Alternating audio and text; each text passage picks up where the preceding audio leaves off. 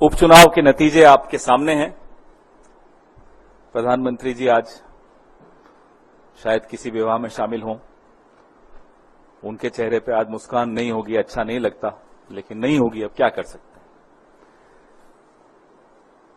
ये उपचुनाव जो 13 सीटों पर हुए, बहुत महत्वपूर्ण, हर उपचुनाव हर चुनाव महत्वपूर्ण होता है, बहुत महत्वपूर्ण चुनाव थे। दूसरी बार 1.5 महीने में, 1 महीने में समझ लीजिए, दूसरी बार भारतीय जनता पार्टी को देश की जनता मजबूती से कुछ संदेश देना चाहती है। लोकसभा चुनाव में संदेश बहुत स्पष्ट था, हुजूर इस कदर भी न इतरा के चलिए। अब 1 महीना हो गया, लोगों ने देखा रवैया में कोई फर्क नहीं है, अभी भी वही ऐंठ, वही घमंड, वही अहंकार। फिर से एक संदेश दिया। उत्तराखंड में हम दोनों सीटें जीत गए, बद्रीनाथ की भी और मंगलोर की भी। हिमाचल में एक थोपा हुआ चुनाव, निर्दलीय 3 विधायकों से इस्तीफा लिया गया, उनसे इस्तीफा करवाया गया, हमारी सरकार को अस्थिर करने का प्रयास किया गया और जनता का पैसा एक थोपे हुए चुनाव पर बर्बाद करवाया गया। आप लोग उसको ऑपरेशन लोटस कहते हो, मैं उसको ऑपरेशन कीचड़ कहता हूं।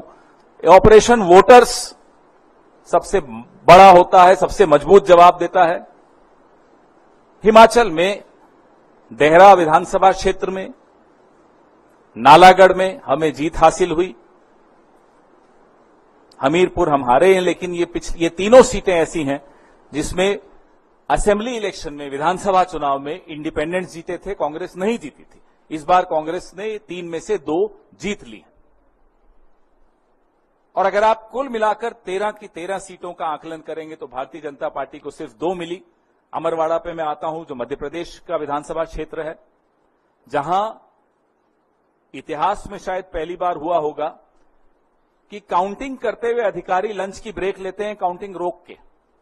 पूरा अमला, पूरा प्रशासन जुट जाता है कांग्रेस को हराने के लिए।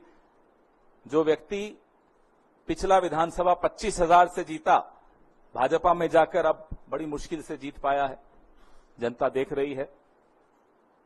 इन तमाम विधानसभा क्षेत्रों के वोटर्स का हम कांग्रेस पार्टी की तरफ से हार्दिक धन्यवाद देते हैं उन्हें कि उन्होंने सबक सिखाया उन लोगों को जो षड्यंत्र कर रहे थे संविधान को कमजोर करने का, संविधान को बदलने का, और चुनी हुई सरकारों को अस्थिर करने का जो षड्यंत्र रच रहे थे, उनको एक करारा जवाब आज जनता ने दिया है।